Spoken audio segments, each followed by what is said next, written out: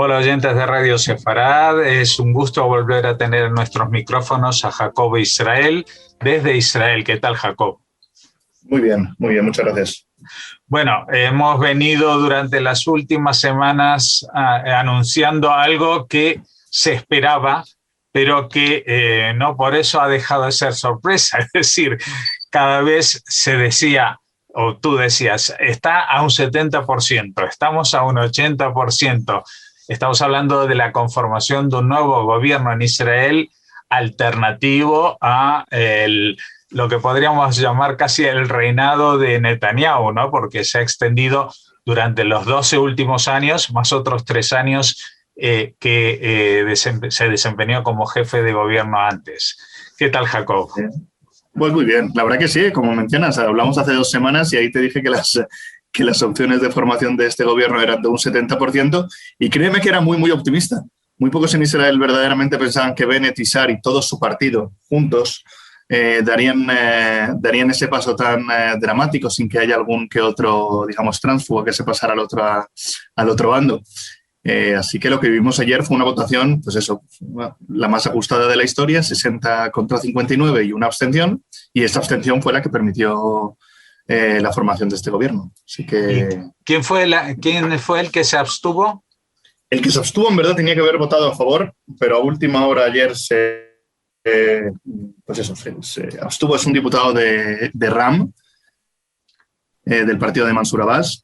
Viendo que el Negev está un poco complicado últimamente y que va a ser uno de los temas calientes del nuevo gobierno, quiso mandar un mensaje al nuevo gobierno diciendo que si no atienden a las peticiones de los beduinos que viven en el Negev, hasta que no se atiendan, él no votará a favor de este gobierno y dejará la balanza, pues eso, 60-60 o 60-59. Su voto es bastante importante. Entonces... con esas estuvimos ayer, sí, emociona hasta el final. Bueno, el tema es que con esta mayoría este gobierno va a caminar sobre la cuerda floja. O sea, va a ser muy difícil que saque adelante, por ejemplo, leyes, ¿no? Pues sí, será bastante curioso. Mira, el primer paso lo tienen dentro de 150 días, 5 meses. Es decir, lo más seguro es que tengamos 5 meses de vacaciones en materia política en Israel, que no en demás temas. En materia de seguridad seguramente, ojalá y tengamos 5 meses de vacaciones, pero me temo que no los vamos a tener. En materia económica, en materia pandémica espero también tenerlos, pero vamos a ver. Pero eso, en materia política, en 150 días tiene la primera prueba de fuego. Necesitan aprobar los presupuestos.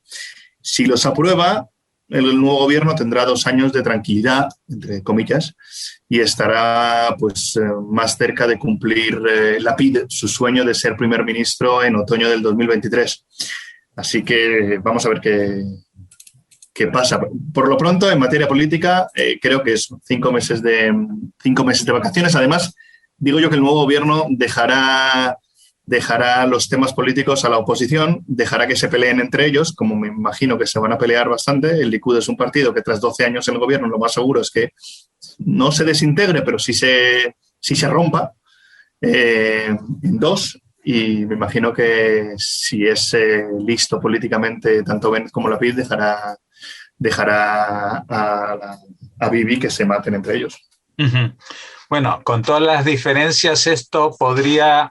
veo aquí como equivalencias con lo que pasó en Estados Unidos, es decir, cuando Biden cambió a Trump, pues durante varios meses, yo creo que también han sido por lo menos 4 o 5 meses, pues se centró solamente en el coronavirus y eso aplacó las aguas del debate, ¿no? De alguna manera aquí. El tema del presupuesto también fue el que de alguna manera... hizo que decayera el gobierno de Netanyahu, este último, ¿no? Porque había un compromiso de firmar un presupuesto por 2 años que no se cumplió. Exacto. Aquí en Israel los gobiernos no caen como en España, como hemos visto hace 3 años, hace 2 años, con mociones de censura. Creo que no ha ocurrido una moción de censura en la historia de todo Israel. Lo que hay es elecciones porque el gobierno se ve imposibilitado de sacar los presupuestos, sobre todo. No tanto por gobernar, que va a ser muy difícil, con 61 escaños simples, pero si este gobierno aprueba los presupuestos, tendrá vida para los próximos 2 años. Es que también hay que recordar que este gobierno está compuesto por partidos políticos que, en el caso de que haya elecciones ahora mismo, desaparecerían, partiendo del partido del primer ministro Naftali Bennett. Desaparecería Guidon Saar, me imagino que su partido pues también, el partido de Mansour Abbas también. Entonces yo creo que a ninguno de los miembros de la coalición le sentaría bien unas elecciones ahora. Bueno, y vamos a intentar dejar de hablar de elecciones, porque llevamos ya 2 años seguidos hablando solo de elecciones. Vamos a ver si el nuevo gobierno gobierna y dejar las elecciones para otros.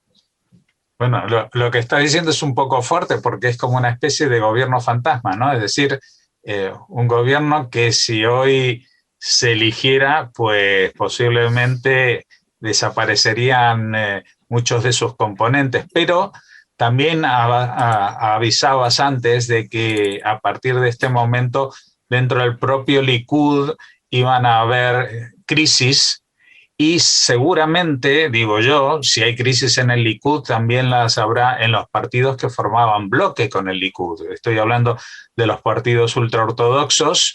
De esa zona, ¿podría llegar algún aporte sangre nueva a esta coalición de gobierno? Pues, yo ahora mismo lo dudo. Hablar de que los ultraortodoxos se vayan a unir al gobierno lo dudo mucho. Es que la oposición ahora mismo está compuesta por 3 factores. El primero, por los ultraortodoxos, que son, digamos, la parte débil, porque su discurso es bastante extremista ahora mismo. No llega ese discurso al nuevo gobierno y lo único que puede hacer es que el nuevo gobierno no cumpla ni una sola simple demanda de los ultraortodoxos. Después, por otra parte, tenemos al Likud, que está en horas bajas. Y por último, el otro partido árabe, que poco tiene que decir y poco va a poder aportar digamos, a la oposición. Es decir, que es verdad que el gobierno es muy débil, pero la oposición no lo es menos. O sea, el Likud vuelve a la oposición tras 12 años. Y como decíamos antes, lo que suele ocurrir cuando un partido se mantiene tantos años en el poder es que cuando pasa a la oposición el partido se rompe. Y ayer vimos, además, quien tuvo la oportunidad, quien tuvo el estómago más bien, de ver la toma de investidura, vimos que está a punto de ocurrir. Si nos fijamos bien, ayer de los 30 diputados del Likud, 15 gritaron, protestaron, fueron expulsados y los otros 15 se mantuvieron en silencio. Como 2 formas de entender totalmente la política y la futura oposición, y es evidente en qué bando está el líder de la oposición, Benjamin Netanyahu. O sea, en el bando tranquilo se encuentran en el fondo los pesos pesados del Likud: Edelstein, Barkat, Katz, Yuval Steinitz, Gallant, Gila Gamliel, Avi Dichter, los que están, digamos, en los primeros puestos de la lista del Likud. Entonces, yo no puedo predecir el futuro, no sé si seguirá o dejará el mando a otro, probablemente ni él lo sepa hasta mañana, pero creo que será deber de todos, también de la oposición, no darle la espalda al nuevo gobierno, porque los únicos que podríamos salir perjudicados seríamos los propios israelíes de la calle. Así que, contestando tu pregunta, no creo que se vayan a unir los ultraortodoxos ahora. El Likud parte de una posición de ventaja y el gobierno es débil. Pero todos esos factores no nos hacen pensar que tengamos elecciones dentro de poco. Uh-huh. Bueno, ahora empieza una nueva etapa, como se dice. Tenemos a Bennett, que por una parte ha sido vituperado, o como se diga, por el Likud, como si hubiera sido un hijo suyo, ¿no? Es decir, le exigía que se mantenga fiel a una ideología de derecha o de ultraderecha, y a sus promesas electorales, cuando en realidad ninguno de los partidos, yo creo que ningún país se mantiene demasiado firme en sus promesas electorales, pero el tema es que dentro de su propio partido Yemina ha tenido muchos problemas, a pesar de que solamente eran 6, para traer a su grupo a esta coalición, ¿no? Hombre, es que es muy complicado. Lo que ha hecho Bennett es muy complicado y también, por qué no decirlo, bastante problemático. Decir en campaña electoral claramente que no se va a sentar con Lapid, es decir, obviamente con Meretz, Abodá y los árabes tampoco, y después sentarse con ellos es incumplir de forma manifiesta, pero bueno, es verdad, como tú dices, que todo el mundo lo incumple. Bien, eso no es razón para incumplir sus promesas electorales, y es verdad que a muchos de sus votantes les ha defraudado.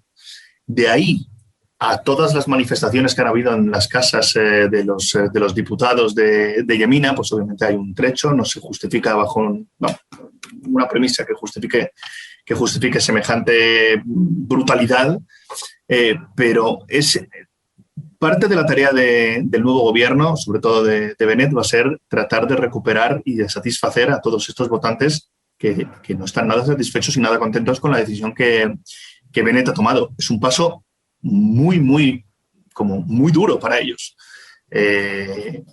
Apenas se habla de asentamientos, apenas se habla de la problemática palestina, y eso, pues obviamente, a una parte importante de la sociedad, de los votantes de Bennett, preocupa y mucho. Uh-huh. Bueno, sin duda, no sé, por lo menos así lo pienso yo, el gran ganador, aunque no esté en primera fila de todo esto, es Lapid, ¿no? Sin duda.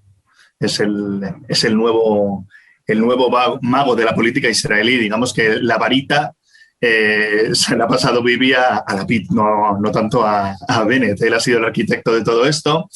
Él desde un principio renunció a ser primer ministro para lograr lo que estamos viendo hoy. El Lapid ha demostrado además una madurez política pocas veces vista yo creo que en el mundo. El problema es que este título de mago que Bibi poseyó durante 10 años es muy difícil de mantener. Y los problemas del gobierno van a venir desde mañana mismo. Jamás ya amenaza con romper el alto el fuego mañana si se celebra la marcha de las banderas. El gobierno tiene que decidir qué hacer con esa marcha de las banderas. Si se celebra y se demuestra que la soberanía de Israel está en su capital y que se puede marchar libremente por su capital con la bandera de Israel sin que eso cause temor de que se vayan a lanzar cohetes, y en el caso de que se lancen cohetes, Israel sabrá defendérselas, es decir, no tener miedo a la respuesta de Hamás. Irán y las potencias mundiales se están reuniendo a esta misma hora para cerrar los últimos flecos del nuevo acuerdo nuclear. Además, hay que unir al país, hay que devolver el crédito de Israel a las comunidades judías del mundo y reavivar otra vez la economía y un largo etcétera.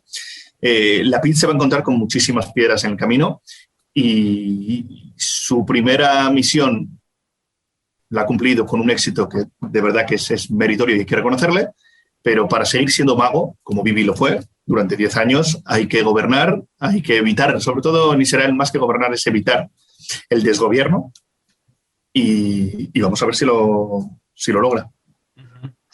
Bueno, una cosa que han destacado muchos analistas de Israel y de fuera incluso, es que todos los o prácticamente la mayoría de la gente que participa en este gobierno son personas que ya han vivido muy de cerca el impulso de Netanyahu o el pulso de Netanyahu, que en el camino de estos 12, 15 años de gobierno ha fagocitado a muchísimos partidos que han entrado a formar parte de su coalición y que han terminado despedazados, ¿no? Estoy hablando, yo que sé, de Kadima, por ejemplo, o del partido Atzmaut, creo que se llamaba, el de Ehud Barak, y otros que en cuanto entraban en contacto con él, pues salían tocados. Y el mismo Yair Lapid, por ejemplo, ¿no? O el propio Bennett. O Gideon Sa'ar, sí, exactamente. Lo que pasa es que todas estas personas que has citado y que ahora mismo forman parte del gobierno, lo primero que deben de hacer si quieren tener éxito es pasar a dejar la política de lado y empezar a gobernar, lo que te comentaba antes. Y obviamente no van a jugar al juego que vaya a intentar jugar Netanyahu, que va a poner cuantas más zancadillas posible el nuevo gobierno, pero son precisamente Gideon Sa'ar, Bennett, los que estuvieron más cercanos a Víctor Lieberman, a Netanyahu, los que precisamente se deben de contagiar de algunas de los éxitos que ha tenido estos 12 años de gobierno, y que creo que además hoy es un buen momento para alejarse de ese ambiente que vivimos ayer, de una crispación sin precedentes, y reconocer la labor que un primer ministro como Benjamin Netanyahu ha hecho. Una persona que tiene 72 años y lleva 12 años sin dormir 8 horas seguidas. O sea, y es verdad que yo esto lo considero muy importante, porque la transición entre dos líderes, como vamos a ver hoy, tiene que suceder de una forma normal. Ayer Bennett reconoció la labor de los últimos 12 años de Bibi. Israel, gracias a la actuación de Bibi en la vacunación, ha salido de la pandemia antes que cualquier otro país del mundo. Firmó los acuerdos de Abraham.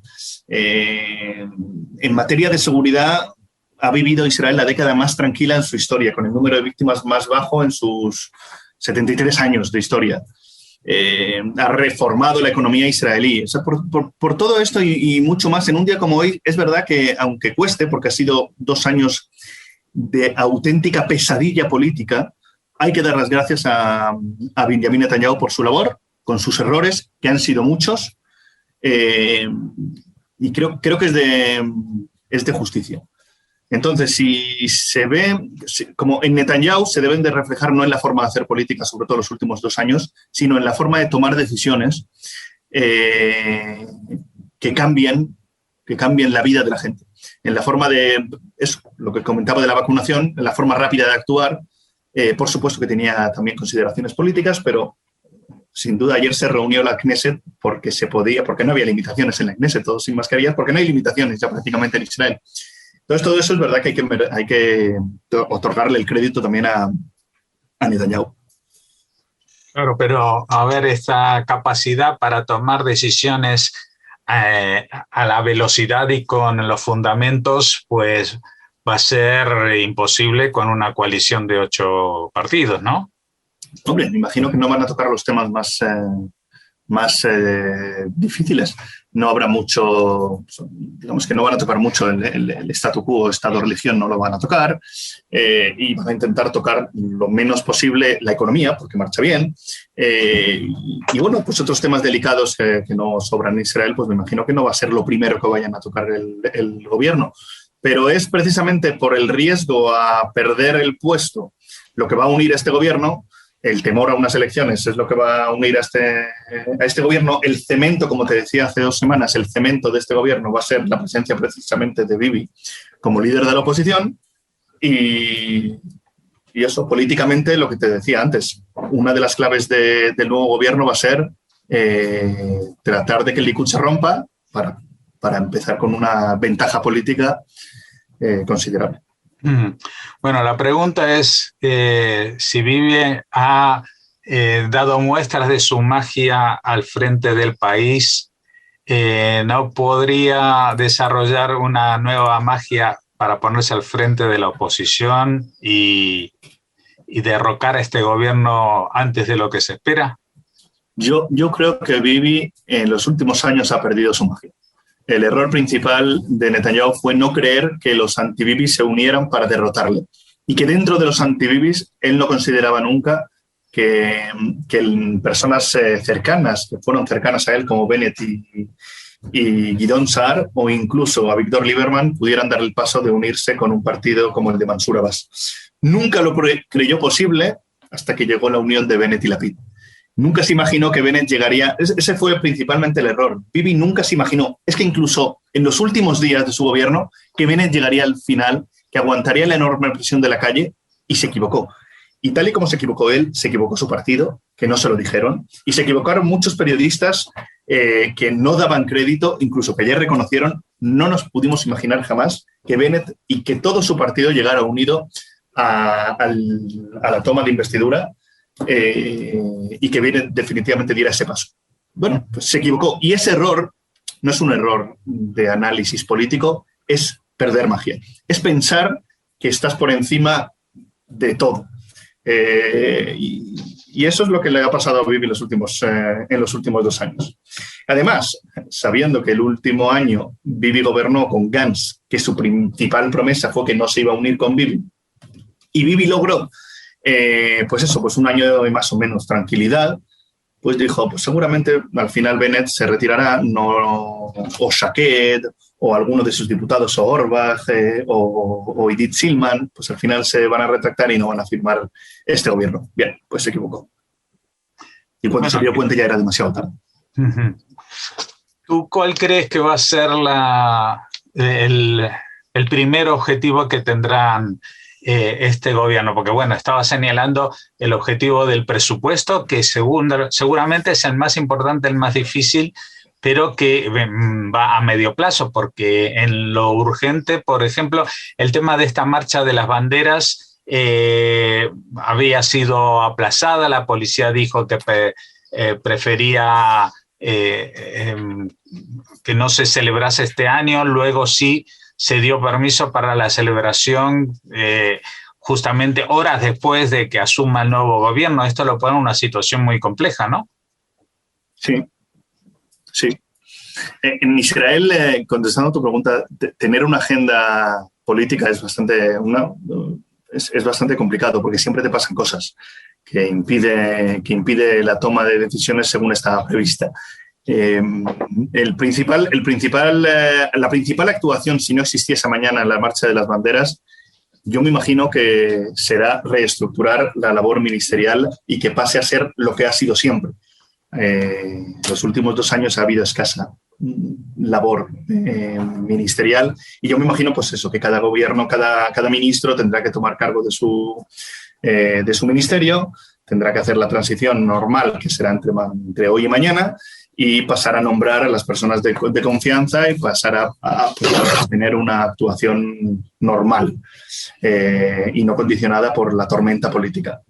Sí que me imagino que la primera actuación que tendrá el gobierno será dar estabilidad y eso también lo necesitará la oposición. La oposición no se lo va a dejar muy fácil porque, como tú dices, mañana tiene la primera actuación de la oposición, que será la marcha de las banderas. En el caso de que no es seguro que se vaya a celebrar, de hecho el ministro de Seguridad Pública, que ahora ya no es del Likud, sino que es de Abodá, pues se tendrá que reunir con el comisionado de la policía y tendrá que decidir qué hacen con la manifestación. Si al final la manifestación pasa por Sharm, que es la zona vieja de la parte musulmana, pues yo me imagino que algún tipo de respuesta habrá por parte de Hamas. Yo dudo mucho que vayan a lanzar cohetes. Puede ser que intenten algún tipo de atentado o algún tipo de lanzar globos o alguna manifestación importante tanto en los territorios de Judea y Samaria como en Gaza. En el caso de que se atrevan, como ya se atrevieron a lanzar cohetes, pues la primera actuación del gobierno será lidiar con una operación militar. Que uno no sabe cómo empieza, pero no sabe cómo acaba. Bueno, el ministro de Defensa, el ministro de la Seguridad, digamos, sigue siendo el mismo, ¿no? O sea que por lo menos el vínculo con el ejército va a ser estable. Sí, sí. Y además es importante que siga así, porque el peso de la toma de decisiones en materia de defensa del último año ha estado casi en exclusiva de Gantz, que ha tomado muchas decisiones incluso en las que Bibi no estaba de acuerdo, y es importante que siga, y es una buena noticia, yo creo, que siga en manos de Gantz. Uh-huh. Bueno, recién mencionabas también el tema de la seguridad interna. ¿Eso no le corresponde también a el ministro del Interior, la ministra del Interior? No, creo que desde la última legislatura de Bibi, desde la segunda intifada se separó el Ministerio de Interior del Ministerio de Asuntos de Seguridad Interna. La policía lo lleva a este ministerio, que es un ministerio que nadie lo quiere. Es el ministerio que tiene que lidiar con estas protestas de los disturbios árabes que tuvimos hace escasas semanas, lidiar con la policía, que es un cuerpo que no es muy de los más queridos en Israel, es siempre problemático. Pero es verdad que la figura precisamente que sea de Abodá pues le da cierto aire de... Vamos a ver qué es lo que ocurre. Es un ministerio muy, muy peculiar. Jacob, no puedo acabar esta entrevista contigo sin que nos sueltes alguna de tus predicciones, porque ahora, aunque ya bajemos del 70%, ¿tú cómo crees que cuánto tiempo aguantará o no aguantará este gobierno? ¿Cómo lo ves? Aunque es que evidentemente han pasado minutos solamente. Sí, es verdad, sí. No lo puedo, no se puede hacer un análisis ahora mismo sin entrar en los deseos. No precisamente porque me guste personalmente la composición de este gobierno, que francamente tengo ciertos problemas con algunos de los partidos que lo forman, pero sí que deseo que la crisis política se acabe en Israel. Y si este gobierno dura poco, pues la crisis política solo habrá, pues eso, incluso empezado. Así que, hombre, pues mi mayor deseo es que triunfen y que hagan lo mejor posible para la vida de los ciudadanos y que nos bajen los impuestos a poder ser un poquito más y que nos den pues eso, una situación estable en materia de seguridad, que es lo que en el fondo todos queremos. Bueno, así que yo me imagino que, contestando tu pregunta ya en serio, yo me imagino que si se aprueban los presupuestos, que cabe una gran posibilidad de que se apruebe, porque yo me imagino que en los acuerdos durante los últimos 2 semanas se ha hablado y mucho de presupuestos. Me imagino que si se aprueba, los próximos 2 años de gobierno los tenemos casi garantizados. Bueno, veremos ahora si llegamos a las rotaciones también, ¿no? Porque ese es otro tema que se quedó en el último gobierno, la promesa de rotación del jefe de gobierno y de las siguientes promesas de Netanyahu que trató de venderle el mismo acuerdo a 2 o 3. Pues nada, te vamos a dar un pequeño descanso también porque estamos en verano, son vacaciones y a todos los gobiernos que yo sepa se le dan por lo menos 100 días para que se acomoden en el cargo y entonces ya para el otoño contactaremos para hablar de este tema. Si surge otro tema, pues te tendremos que volver a molestar. Pues nada, encantado. Muchas gracias, Jacob Israel, Unidos con Israel. Un fuerte abrazo, Jorge.